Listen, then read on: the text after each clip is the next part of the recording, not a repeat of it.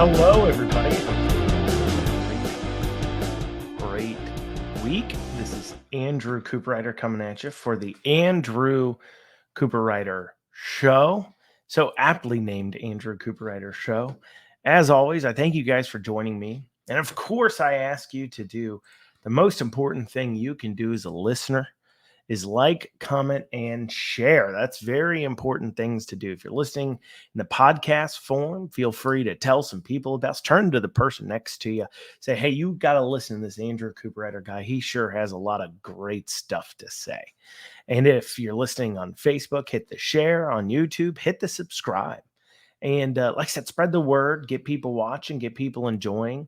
And then if you want to take it a step further, if you want to crack open that old wallet and help Liberty succeed, help make a difference here in Kentucky, you can always donate at Andrew4ky.com. Once again, that's Andrew4ky.com.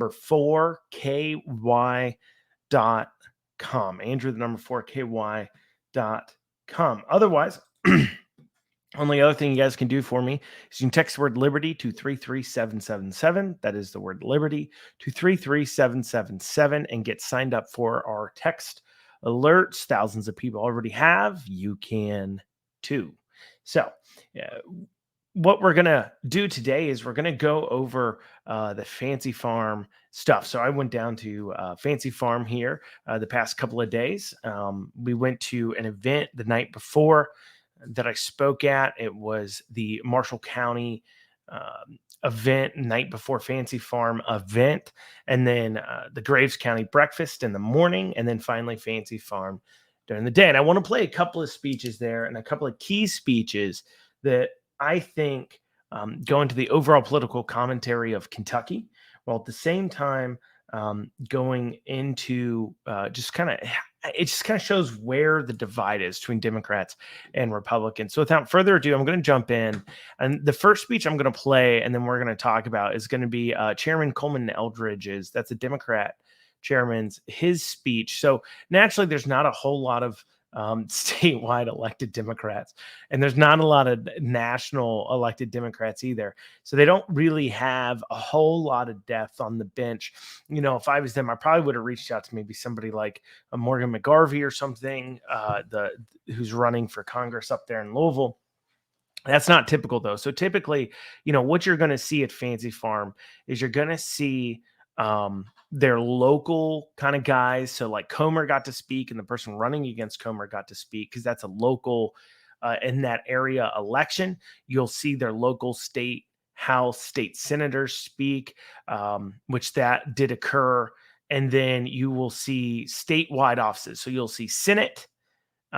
You'll always see them speak. And in this case too, we got and you always see your constitutional officers because they're statewide. And then also this year, the only person who departed from being a statewide elected official that got to speak was Savannah Maddox, who is a state house rep, but is running for statewide office with governor. So, but first we're going to start off with the Kentucky Democratic chairman, his speech, which I thought was just really interesting, and I thought you guys would enjoy listening to it, and then we'll talk a bit after. So now we get to welcome Kentucky Democratic Party's chairman and standard bearer, Coleman Eldridge. Coleman, we get it. There was a time when only Republican we could get to come down here and speak was our party chair. I am told one year it was so bad that they made Larry Forgy chairman for a day just so we could have somebody speak on this stage. But hey, making the trip has the added benefit of making sure that Charles doesn't switch to independent while he's down here. Many of us in Frankfort remember Coleman from the first Beshear administration when he worked for this governor's father. Of course, today he really has the worst job in politics. Every single day, he has to put a positive spin on the Biden policies and the Democratic election results. To paraphrase former Speaker of the House and Fancy Farm MC, Bobby Richardson, the future of the Democratic Party is the past. It can't be easy, especially as once was written by one of your own members, you're fighting a war machine with a pea shooter. Maybe you have the necessary skills for the job. Coleman, welcome to the stage.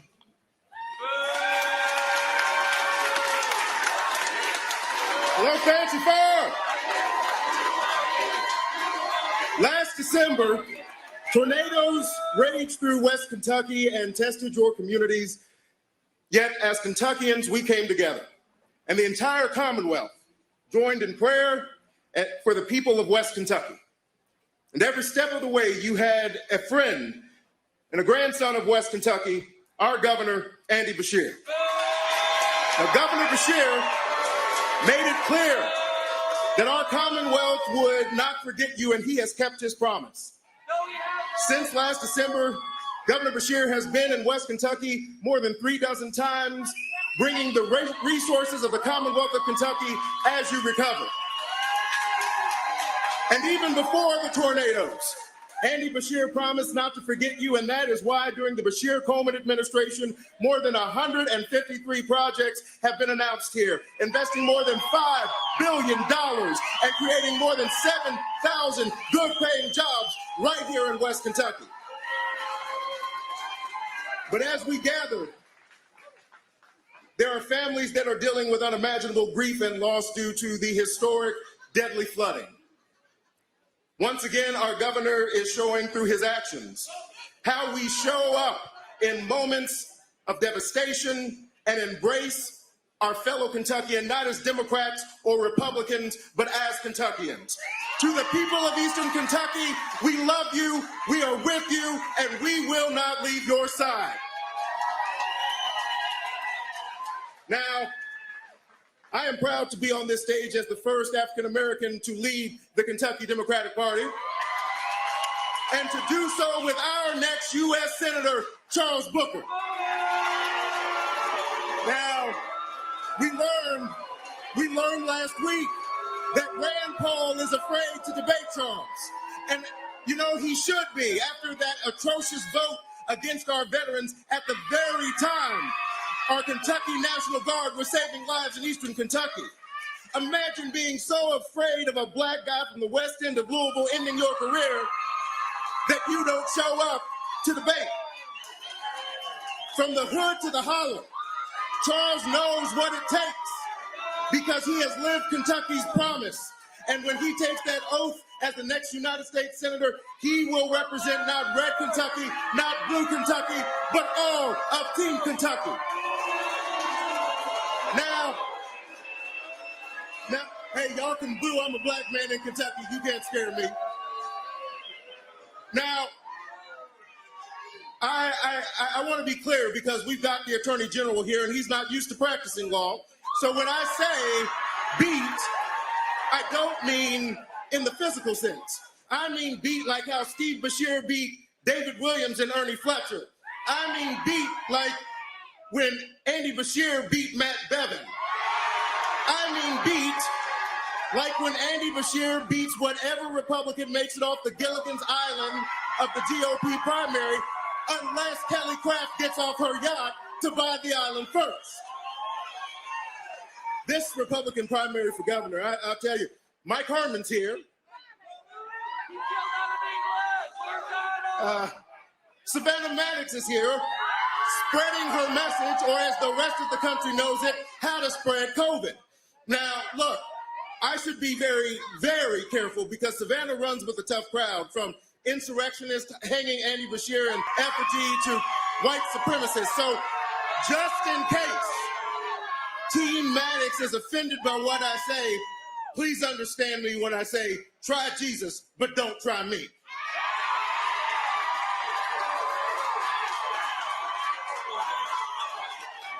Daniel Cameron asked for zingers for this weekend, and as we've learned throughout his career, and was once again on display earlier this week, whether it's seeking justice for Breonna Taylor or protecting victims of sexual assault, Daniel Cameron always sends someone else to do his job. Jamie Comer is here fresh off his vote to against interracial marriage. So, honey, I'm sorry. I guess for our vows, we should have said for better or worse, or until Jamie Comer and 156 congressional Republicans vote against us.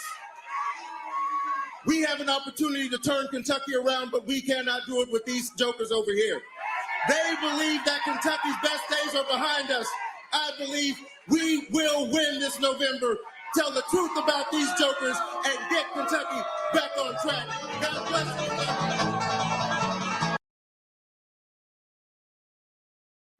you. All right. So what you just heard there was the speech there from the Democrat chair. Now that music you hear at the end, there's a cutoff. So if you might hear that in some of these other videos we're going to go through, but you'll hear that at the end, and that'll kind of cues them off. But one thing to know first, I want to comment on what was David Osborne's joke at the beginning.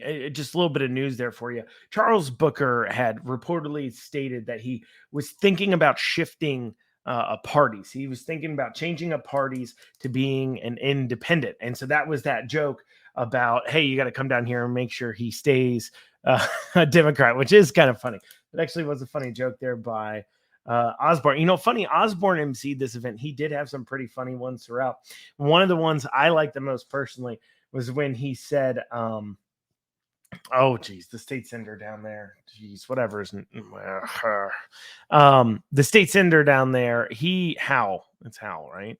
He gave a speech down there, and during that speech, and while through doing the introducing, they were doing the whole, you know, here's your introduction stuff. And he said that in the House, he was their favorite senator, but that's a pretty low bar. So there's David Osborne making a good joke about how hard it is to work with the state Senate sometimes for the House. And so, but a couple of comments he made there. One, it is clear to the Democrats, denial is just a river in Egypt.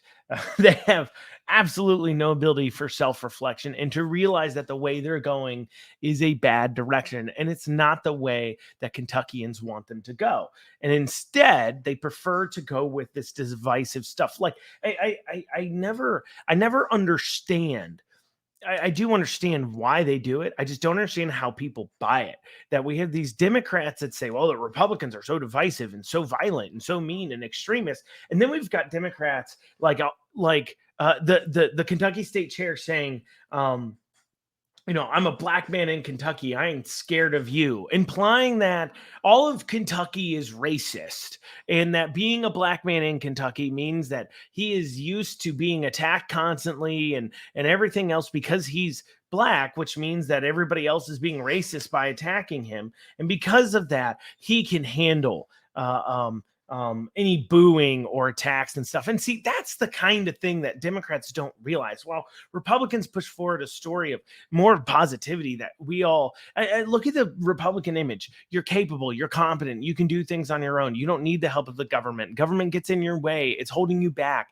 You have opportunities in your life and to go forward. And then we have the Democrats saying all of Kentucky is racist. And then he says that, he made the joke about all Maddox supporters being insurrectionists or white supremacists, but then challenges them to a fight. Says, "Oh well, if that upsets you, remember, you could try Jesus, but don't try me." What are you saying there? Are you saying like you call Republicans the violent, evil ones, and then you sit there and you literally go to town attacking and basically wanting to fight Republicans with your comments. And look, I know I'm not going to sit here and say that, you know, his comments were so extreme to say he was trying to square up or anything like that. But I mean, they were clearly, nobody else brought up physically getting into altercations with people other than the DNC chair. And I just want to play it for you because it just goes to show just where they are at. Now, another thing I forgot to say before this started, Fancy Farm, the yelling, the booing, the heckling, that is common at Fancy Farm. That's what goes on. Of course, the Democrats are far, far worse than Republicans. They constantly are yelling out. During Daniel Cameron's speech, they chanted Breonna Taylor the entire time, drowning him out. But we're not going to play that speech next. What I wanted to play, so this was honestly an ongoing theme throughout the night with Republicans. They we're not shy about talking about the gender theory and CRT issues and things like that. And so, Rand Paul was stuck up in DC because of the vote going on there. So his wife came down to take his position at the stage, and mainly, like I said, they're doing that just in order because he's up there voting, so they had to send down a sub. So I'm gonna play Kelly Paul's speech, and I'm gonna tell you, she's a better speaker than Rand Paul is in this type of environment. She just is. And I'm not saying Rand Paul's a bad speaker. I'm just saying Kelly Paul really, really stepped up to the plate, knocked this out of the park, in my opinion, and did not shy away from talking about some pretty interesting topics, to say the least, topics that really upsetted the Democrats. I'm sure you'll see articles about how Republicans hate LGBTQ and everything else, and of course, as atypical par for the course. But I'm going to play this speech here, and then we'll talk about it after. Everybody, we all know Democrat policies are killing the middle class. Record inflation, soaring gas prices, empty shelves. The economy is tanking, and every American knows it. What's the Democrat solution?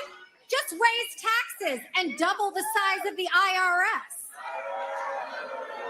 Biden says, don't worry, we're not in a recession.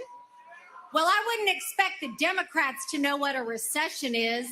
They can't even define what a woman is.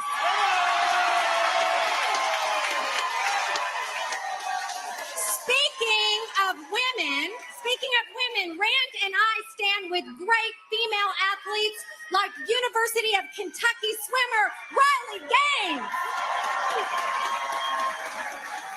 Meanwhile, the Democrats are cheering for the men who are stealing women's rightful athletic victories. We say no more men in women's sports. I am worried, though. I'm worried about Kentucky Democrats. They used to be everywhere, and now you can barely find one. Maybe it's because the Democrats went from promising a chicken in every pot to a drag queen in every school.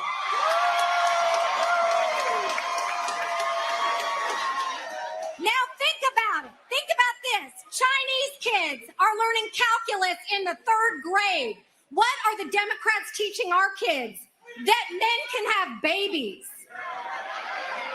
Well, come November, we're going to say bye-bye to the Democrats and their drag queens. Now, some people ask me, why is Rand so hard on poor Dr. Fauci? Well, it's simple. Because the American people deserve the truth.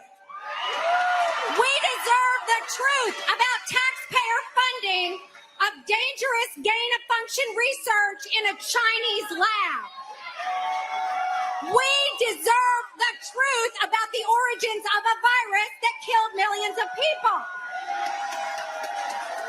Rand Paul spoke out when everyone else was afraid to. Despite Fauci lying about the origins of COVID, Rand convinced every senator, Republican and Democrat, to vote for his amendment to immediately stop funding risky experiments in China. Now, I promise you this. Come November, when we win, Rand Paul will subpoena every last document of Dr. Fauci.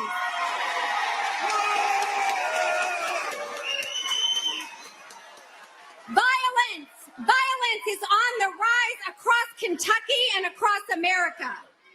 Now Charles has a solution. He wants to defund the police. When his best friend, Quintez Brown, tried to assassinate a Louisville politician, Charles was unusually quiet. when Black Lives Matter bailed the assassin out of jail after just 2 days, not a peep from his good friend Charles. But when asked on television whether he favored defunding our police, Charles was loud and clear. Now is the time, he said. Louisville now has more murders per capita than Chicago. In the West End, kids aren't safe at the bus stop. But what does Charles want to do? Defund the police. Over 20 children murdered in Louisville this year. And Charles's response? Defund the police as soon as possible. Have y'all seen Charles' new TV ad?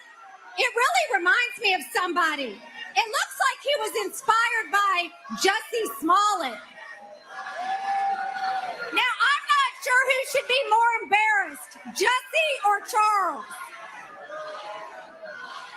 Now they say charity begins at home.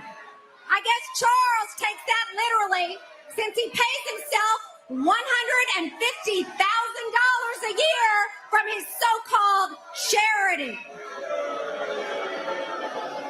You know what? I have a good idea for him. Maybe he should rename it from the hood to the dollar. Kentuckians will reject Charles and his Democrat platform because it is dividing Americans. It is not uniting us. Democrats say America is a hateful nation, a racist nation. Republicans, we love our country. We believe every life has value. Yes. That is why Rand Paul will continue to be Kentucky's great defender of the United States Constitution, which enshrines the rights of every American and that they come from our Creator, not from the government. Rand never forgets that he fights for you and for our country, which is the symbol of hope, freedom, and opportunity around the world.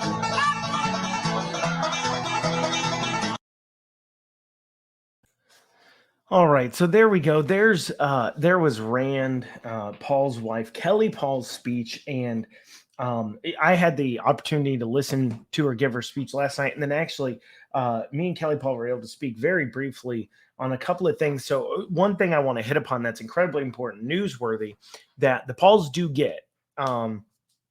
Is this talk of doubling the size of the IRS. For those who missed it, this bill that just passed up there in the Senate, the way that they're going to fund it, they said, is by going ahead and doubling the size of the IRS. We're going to close tax loopholes and we're going to catch those wily tax evaders, right? But here's the problem. Here's the thing people haven't talked about a whole lot, but Rand Paul, I know, gets it because of my conversation with Kelly Paul. She right away picked up on it too as well. And that is simply this, that the IRS does not really audit rich people. Okay. They've said it time and time again. The IRS does not audit rich people. They audit the middle class more than anything else. And here's the reason why, is that first, the expense to audit a rich person is incredibly high. Their taxes are more complicated. It takes more time to go through it. And then also, if you do find something and you want to get money from them, they have the attorneys and lawyers and everything that come through just to fight you on it. And what ends up happening is they can spend more money trying to collect the tax money from the rich people than they do expending to go through it. And it gets very expensive compared to if instead you audit the middle class and you're able to find, oh, they should have paid 20 grand more in taxes or 10 grand more in tax, or 20 grand over this period of time, whatever. The middle class is a lot less likely to go out and hire an attorney because you can spend 10 grand auditing them. Their taxes are simpler. And then you're able to pull out and find that 20 grand that you can hit them with. And then when it's at 20 grand, it starts to become the question of, okay, well, do you want to fight it with attorneys or just pay it? Or what do you want to do? How do you want to address it? because it's at that amount of money where it's close to there. And that's what the IRS actually will be doing. And that's what's so diabolical about this. That's what such the issue is with the doubling of the size of the IRS. It isn't because the Democrats want to sell you. They want to tell you it's about auditing rich people and closing tax loopholes and making the rich pay their fair share. But that isn't what IRS audits do. They target the middle class, and we're going to see twice as many audits now of the middle class as what we were seeing before to pay for whatever boondoggle type climate disaster thing that they think they need to take more of your money to pay for. And that is incredibly evil. It's incredibly far, and no wonder why the Democrats keep losing. That's the way they look at things. That's the way they attack things. They think these kinds of things are just so completely it's like they say one thing, they do another, but it's not even that. They pretend to care and they don't even come close. Or not even pretending caring. They don't even know exactly how to care. Something we'll talk about here in just a second. The other thing she brought up, she talked about the UK swimmer, and what that was about was Leah Thomas, who's the dude that became that says they're a girl now and swims in women's sports there, that got nominated for NCAA Women of the Year award. And you got Caitlyn Jenner at 1.2 had that Woman of the Year award, and that's very offensive. I could see that being very offensive to a woman, especially a woman athlete like this UK swimmer, and also a woman like Miss Paul here, because it's offensive that our culture sits there and says, look, we have these individuals that aren't even biological women, and we're going to throw them in with regular women who are born women that have advantages, and say, oh, these are all really great people, even though women have been women their entire lives, dealing with growing up being a woman and everything else, are able, and their positioning is downplayed with that.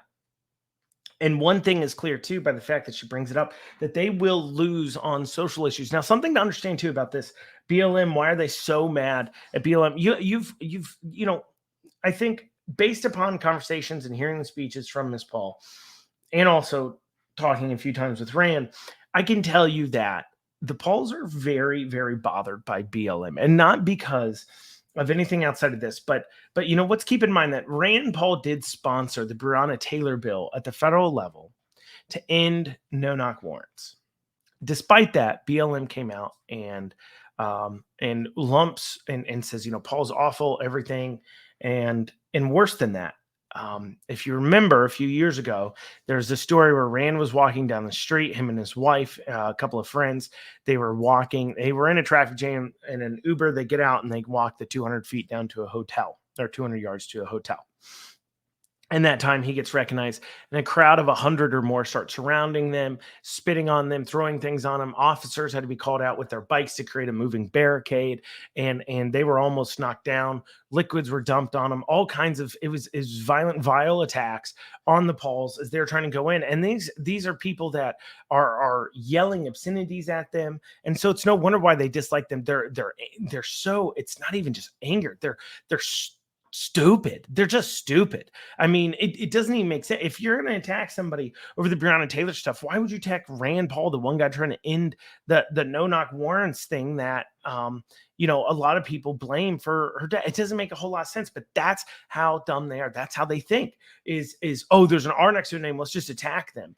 And not just like, Republicans as a whole were told to be quiet and contain. I mean, geez, I was called a crazy far left, unhinged person for being passionate about the fact that we need to get things done in the legislature. Meanwhile, what the left's level of throwing things and attacking things, remember Rand Paul one time got beat up by his neighbor too, and really bad, like broken ribs and things like that. And all the pundits and all the news sources was like, well, he deserved it. Ha, ha, ha, ha, ha. And then if one Republican says one thing, clutching my pearls. It's the most ridiculous thing in the world. But that kind of gives you some idea of why Kelly feels so strongly there about BLM. And then, another question. I'm not going to play Booker's speech because it's boring and it's dumb.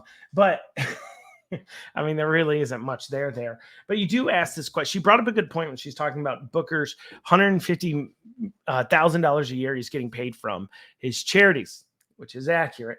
And I believe his wife gets paid too, like $150K a year from those charities.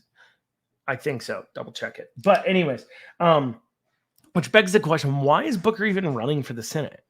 Why didn't he? If Booker he's in Louisville.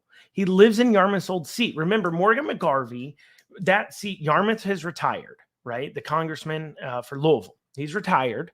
And that opened up a seat where you had Attica Scott and Morgan McGarvey running for it. Morgan McGarvey ends up winning that seat, I think 60-40, whatever, or 70-30. Why didn't Booker run for that seat? He already had a high name ID.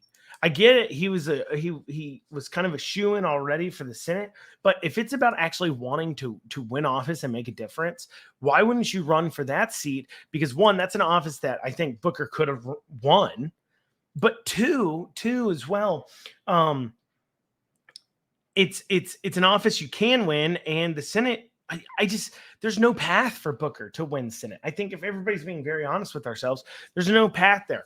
Rand Paul's very well liked in the state overall. It is not going to be a blue wave year. It's a red wave year. His fundraising isn't there. It's not like he's going to raise the $100 million like McGrath did to dump against McConnell. He's going to raise probably a couple $1 million. Don't get me wrong. That's a lot of money, but still it's, you would have been better off running for Congress. Instead, though, he decided he was going to run for Senate. And so through that whole thing, through the Kelly and through Booker's, Charles's speech there, I was just thinking the whole time, why is Booker even running for the Senate? Right. It seems like kind of a waste of time when you had the opportunity to run for Congress. Okay, and I had one more speech I want to play for you, and you know, I have to play it after I played you Kelly's speech so you can make sense. So so James Comer, he's the congressman down in that area, is running against this Jimmy Osbrooks. Okay, I have no idea who this guy is. Jimmy Osbrooks. And he gave a speech that is one of the most whiny, complainiest. It just the speech, the whole entire talk, it doesn't sound uplifting or positive. The whole entire speech, it reminds me of a kid. It reminds me of a kid that's not getting their way. That is just like, wow, I don't care that I'm not getting my way. I still think that's right. And so I'm gonna play this for you here. Take a listen, and you'll see what I'm saying. I want to take just one brief moment because standing here today is a first. I am the first mental health professional to ever run for federal office.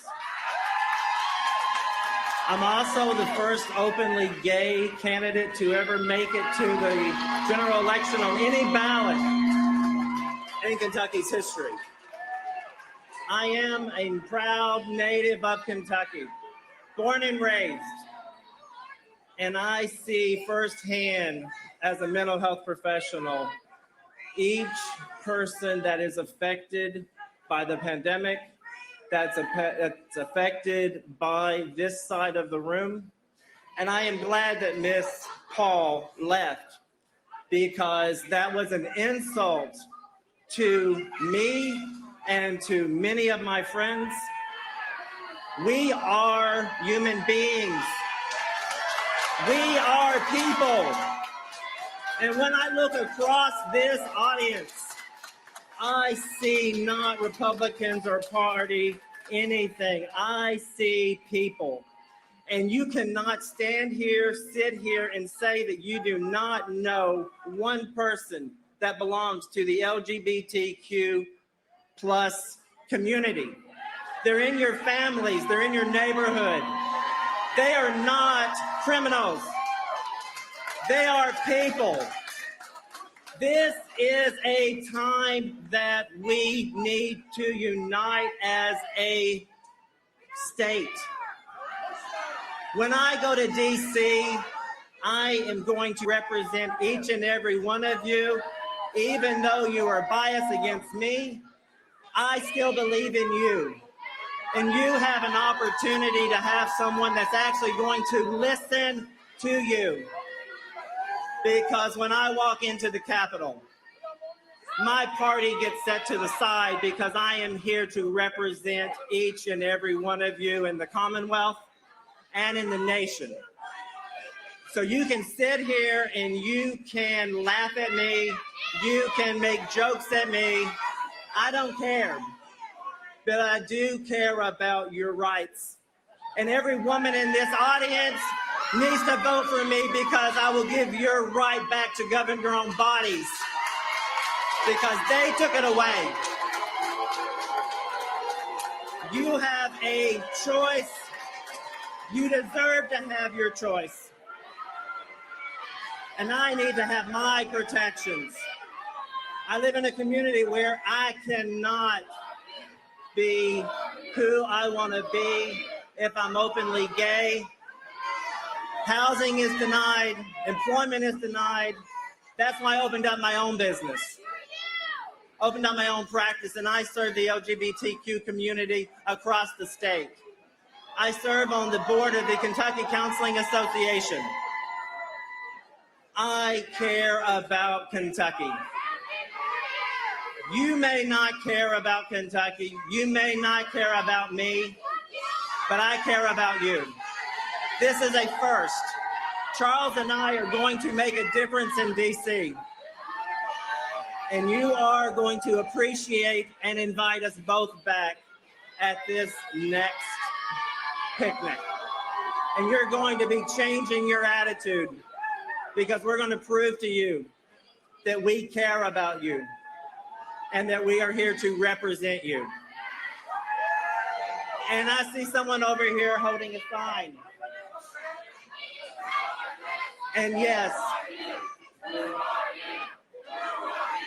What do you say, ma'am? Yeah, too. Right. I work with a number of kids that have been taken away from their homes. And it's not fair. Thank you. Thank you for having that right to raise your voice.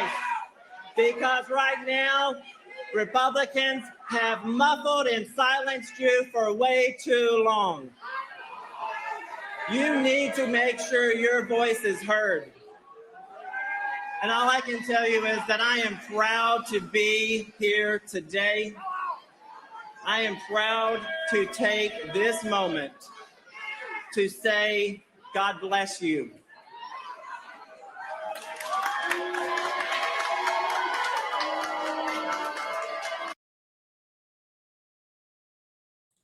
All right, so there you go. There was whoever that guy was. I wrote down his I wrote down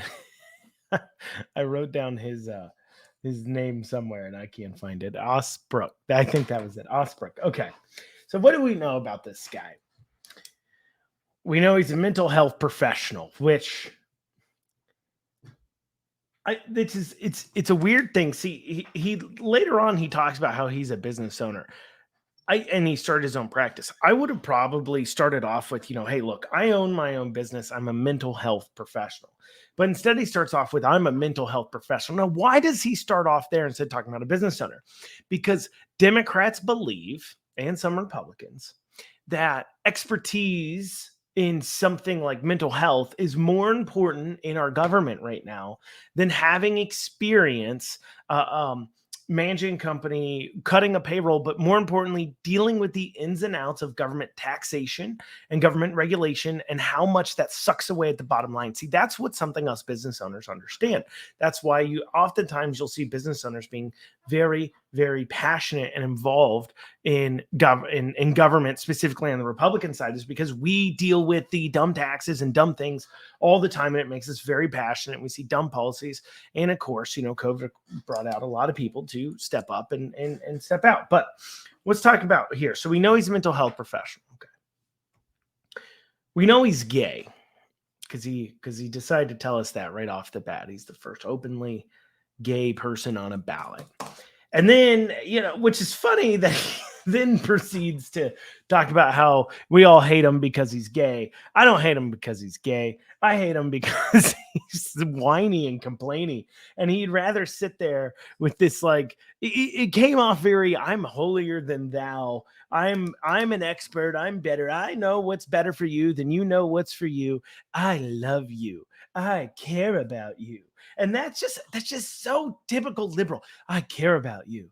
I love you. I know what's best. You're going to be welcoming me back because I am just the expert. It's like my mom. Like, no, thank you. I have a mother, a wonderful mother. I moved out of the house and she doesn't even say those things anymore. But yet here we go. We've got, and what do we expect from a bunch of Democrats that want to see the nanny state grow? Literally, we're going to call it the mother state. They use those maternal terms. Oh, love and care and everything else. I don't want my government to love me. Okay, I've got a wife, I've got a kid, I've got my parents, I've got my family.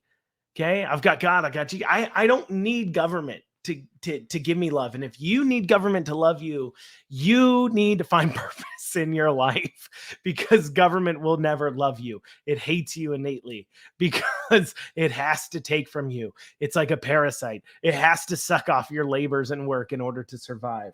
Okay, but he talks about that. He talks about what's interesting. He talks about mental health. He talks about the lockdowns causing mental health issues real briefly.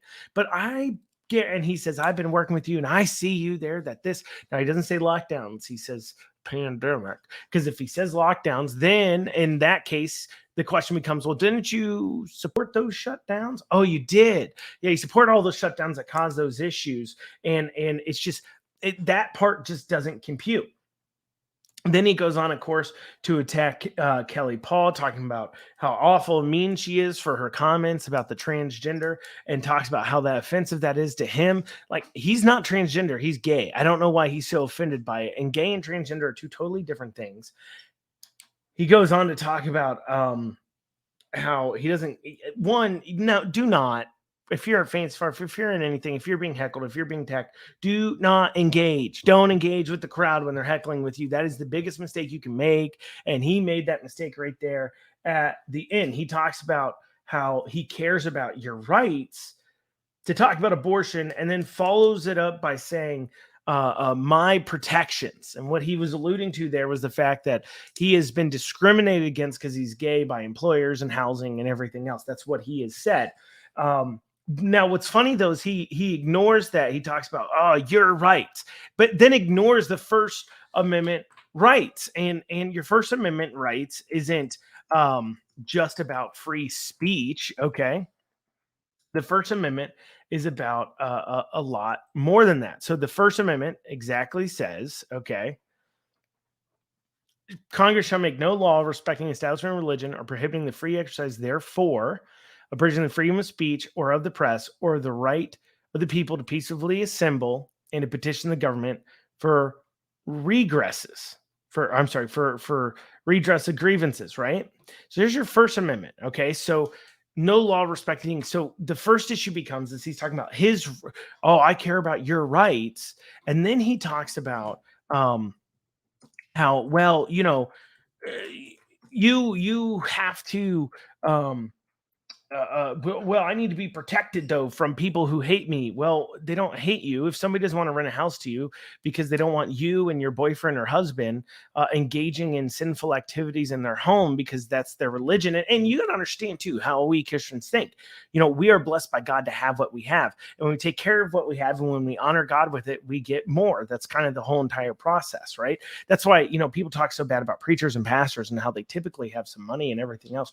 It's not that they have money because they're paid a lot of money. It's because they're good stewards of money, because they're biblical in nature most of the time. And so basically it's just real interesting to me that he says that, I've got these rights and that somehow I care about your rights, and then I need to override your rights with my protections, because you also have a right of association, right? So you have the ability to associate with who you want to. You can't be forced to associate, right? And so when by your and that's a right that's also in the First Amendment, is that you can freely come together and associate with who you want to, and they can't force you into personal relationships or to be part of groups that have differing viewpoints from you. And so that is something that he is once again overriding when he's talking about my protections. Now, I think, free market deals with most of those things as we talk about those types of protections and things like that. But regardless of all that, it's just really interesting to me that he doesn't understand the first thing about what rights are. I mean, he talks about rights. See, it's funny. The only right he seems to recognize is the right to an abortion, a right that doesn't even exist in the Constitution, factually now. That doesn't even exist in the Constitution, but then ignores rights that do exist in the Constitution, like religion and freedom of association, when they interfere with how he's worried that people may be mean to him because he's gay. You know what? I heard your speech. I don't think people are mean to you because you're gay. I don't think people are mean to you at all because you're gay at all. I think they're mean to you because you're a bad person. You sound like a bad person. You do. And look, maybe you're a good person. Okay. Whoever you are, maybe you're a good person, but the way you came across to me, where one, you don't even understand rights. Two, you talk about taking things away. Three, you come across holier than thou. I know what's better for you. I want my government to love you and everything. You just come across like stereotypical, I really love you liberal that really just wants to force other people to do the work that they don't want to do, that wants to take from others and give to others, but not give up anything themselves, and only cares about themselves. And you don't care about respecting the rights or freedoms of others. You only care about yourself. That is the typical liberal. That is your viewpoint. I mean, I'll give you an example. Earlier on that day, I was walking around and somebody, I ended up in a conversation with somebody, and they asked, because I was wearing my state treasurer shirt, and as well as my, Andrew Cooperrider for state treasurer name tag. And they asked me, what's the state treasurer do? And I kind of talked about it. And I talked about, some of the procedural things, ensuring money spent properly and correctly and everything else. And one of the things that came up was Andy Beshear and the lockdowns. And I mentioned how, that didn't follow proper procedure because he didn't go through the legislature in order to get the proper funding. He should have called legislature back in and appropriated proper amounts of money, and not just sat there appropriating left and right and had that conversation. That would have been proper governmental process, and how I really respect governmental process above all else. And their response, at first they agree with me that they really respect governmental process. And then they say, well, but in that case, it was an emergency, right? And I go, okay, well, what's an emergency? And they said, well, I think an emergency is pretty self-explanatory. It's about, saving lives. And I was like, okay, well, the WHO just called Mpox a emergency, and there's only been like 3 deaths worldwide. So would you call that emergency? She's like, well,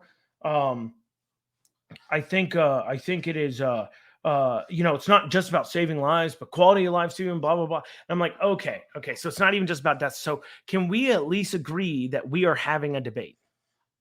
Because we're obviously debating. I was like, okay, so you can then agree, definitionally, it is debatable over what an emergency is. And government, yes, our systems and processes makes it harder for us to respond in emergencies, but it ensures us a lot of freedoms and a lot of liberties, and that's really great things. And she says, and I'm not kidding you, she says, I just don't think freedoms and liberties are worth people's lives. And it's like, how flippin' nice for you to think that. How it's so incredibly and it's so privileged. How privileged of you to say that. You're sitting there enjoying the liberties and freedoms other people have paid with their lives for. And then you sit there and say, well, I don't think it's worth dying for. I think all of our men and women in uniform would disagree. I think all of our officers and frontline first responders would disagree. And it's something the left will never understand. They never will get. Is that sometimes there are things bigger than yourself that are worth dying for, even, or giving up your personal freedom for. And there are things worth more than you. And that, and a lack of religion of faith, atheism, whatever you want to call it, has maybe caused it. Maybe it's an amount of these people just they just bought into dying is the worst thing to happen in the world, not understanding that it's about taking care of those around you and leaving behind a better world than you found. You know, it's really interesting. It's interesting to see what their thought processes are. There's a few other two pieces of news that came out of it. We're talking about Thomas Massey endorsed Savannah Maddox for governor. That's what Savannah announced in her speech. Comer made some overtures that he will be endorsing Kelly Craft for governor. I think you might see Andy Barr endorsing Ryan Quarles for governor. That isn't news. This is speculation. So here's news. Thomas Massey did endorse Maddox. Comer has made overtures that he's pretty much endorsing Kelly. That's news. Now this is my guessing. I think Andy Barr probably ends up endorsing Quarles. Quarles is in Andy Barr's territory. He's probably gotten to know Andy Barr very well. But then I think we'll see Hal Rogers endorsing probably Kelly Craft. Of course, Eastern Kentucky coal baron husband there. I could see why Hal would probably end up endorsing her. And then, pure speculation. I have no idea who Brett Guthrie would endorse for governor. But we did see the first official federal person in office endorsement of Thomas Massey from Thomas Massey of Savannah Maddox. So there you go. That's your news, guys, for this week. Thank you for joining me. Please share it out. We'll see you here next week. Have a great